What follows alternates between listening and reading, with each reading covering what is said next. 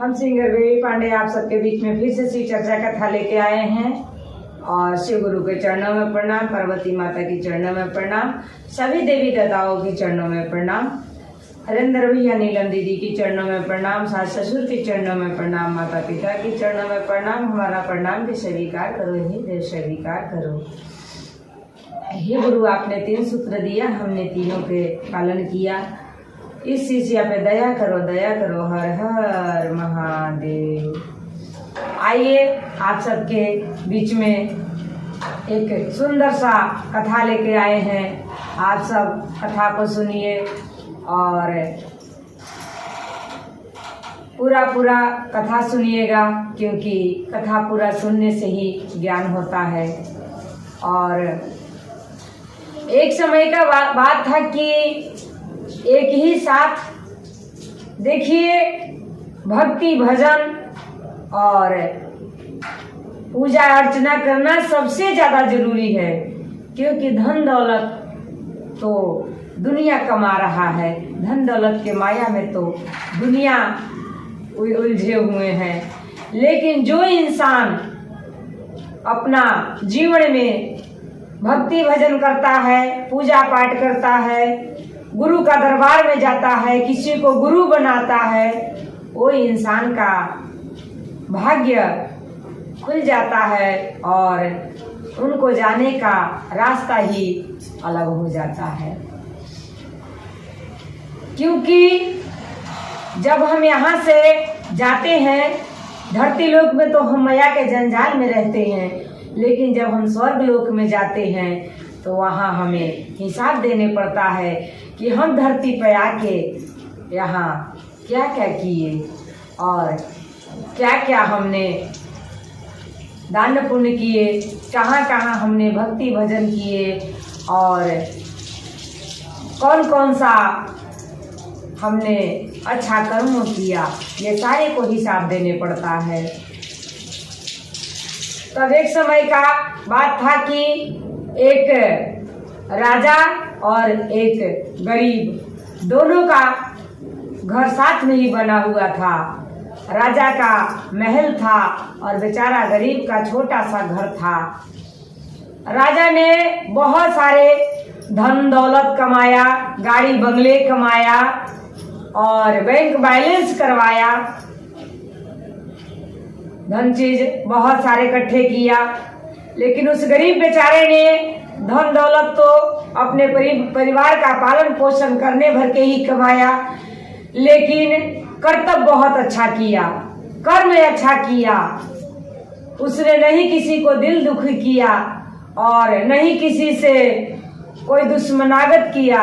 उसकी व्यवहार अच्छा था, उसने व्यवहार अच्छा बना के रखा था और उसको बहुत सारे व्यवहारिक थे। भक्ति भजन भी करने जाया करता था और संगत में जाया करता था, इसलिए काफी उसकी सत्संगी दोस्त थे और काफी लोग उसका व्यवहारिक थे। पर राजा ने रोज उसको कोसा करता था कि तुमने अपने जीवन में क्या कमाया। हमने गाड़ी कमाया, धन कमाया, बंगला कमाया, तुमने क्या कमाया। लेकिन एक बात का ध्यान रखना भाई, कि ये जो गाड़ी बंगला धन दौलत बैंक बैलेंस कमाते हो, ये आपका काम नहीं आता है, ये साथ नहीं जाता है। हम ये कहते हैं कि आप ये भी मत करो कि कर्म ना करो, अपने परिवार के पालन पोषण ना करो, आप धन ना कमाओ, ऐसा बात नहीं है। आप धन कमाओ लेकिन दान पुण्य भी करो, व्यवहारिक भी बनाओ, दोस्त भी बनाओ, सत्संग में भी जाओ, पूजा पाठ भी करो। ये भी अपने कर्मों के लिए सबसे ज्यादा जरूरत है, क्योंकि कर्म ही एक ऐसा फल है जो हमारे साथ में जाता है, बाकी सारे धन दौलत यही रह जाता है। बेचारा उस गरीब ने राजा को कभी नहीं जवाब दिया कि हमने का कमाए और का ना कमाए। अपना बाल बच्चा को पोसता था, पालता था, कमाता था और पूजा पाठ भजन भक्ति भी करता था। भोलेनाथ का बहुत बड़ा भक्त भी था। इसलिए आप सब भी वैसा ही भक्त बन जाइए कि भोलेनाथ आपके लिए अलग से विमान भेजे। जब उस राजा और गरीब का किस्मत की बातें देखो कि दोनों का साथ साथ जीवन भी चल रहा था, और जब आखिरी भी वक्त आया तो भोलेनाथ का कृपा ऐसा हुआ कि दोनों एक साथ जाने लग गए। दोनों का प्राण साथ में टूट गया और दोनों का आत्मा एक साथ जाने की तैयारी कर लिए।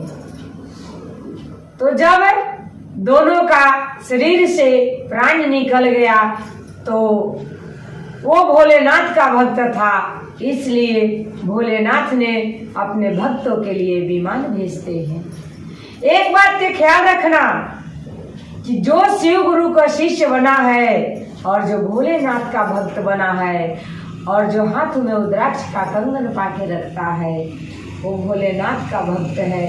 उसके लिए भोलेनाथ विमान भेजते हैं और वो विमान से चढ़ के भोलेनाथ के दरबार में जाता है। इसलिए सभी गुरु भाई बहन अभी तक अगर गुरु का शिष्य ना बने हो तो ये हमारा आप सबसे रिक्वेस्ट होगा कि जरूर भोलेनाथ के चरण में आइए। तो भोलेनाथ ने अपने भक्तों के लिए सुंदर सा विमान भेजे और उस राजा धन दौलत बहुत सारे कमाया था, कोठी बंगले गाड़ी सब कुछ बनाया था, लेकिन कर्म अच्छा नहीं किया था, दान पुण्य नहीं किया था, भजन भक्ति नहीं किया था, किसी को गुरु नहीं बनाया था। इसलिए उसको वहां से यमदूत भेजा गया और कहा कि उस राजा को आत्मा को उठा के लिया। वही साथ साथ दोनों का आत्मा जाने लग गया। उस बेचारे गरीब का आत्मा एक विमान पे जा रहा है और उस राजा को काटे कुछ के बीच में घींचते तीरते आत्मा को यमदूत ने लेके जा रहे हैं। तो जब दोनों को आत्मा साथ साथ चल रहा था तो राजा के दरबार को कोई नहीं आया था, क्योंकि धन दौलत कमाया था। भाई बैंक बैलेंस करोगे तो कभी नहीं आपको आएगा सामने जब आप बुरा वक्त में हो जाओगे, और व्यवहार कमाओगे, भजन भक्ति करोगे, लोगों को साथ है सत्संगी करोगे, सत्संग में जाओगे तो आपके दरवाजे पे दुख दर्द में जरूर दो चार भाई बहनें आ जाएंगी। वो बेचारा भोलेनाथ का भक्त था, सारे गुरु भाई, सारे शिष्या बहना, सारे दोस्त, सारे वही उसको दरवाजे पे भीड़ लगाए हुए हैं। बड़े बड़े लोग आए हैं, गाड़ी कार से आए हैं और राजा के दरबार पे कोई नहीं आया। तब जब दोनों की आत्मा साथ साथ जा रहा था और थोड़ी सी विमान उसकी आत्मा के साथ सटा, तब उस गरीब ने कहा कि तुमने बार बार मेरे से पूछा करता था कि तुमने जीवन में क्या कमाया और हम तुमको एक बार जवाब नहीं देते थे। आज मैं उस जवाब नहीं, आज तुमको दिखाना चाहते हैं कि हमने क्या कमाया और तुमने क्या कमाया। तुमने गाड़ी बनाया, बंगला बनाया, बैंक में रखा, बैलेंस किया, आज कौन तेरे सामने आया।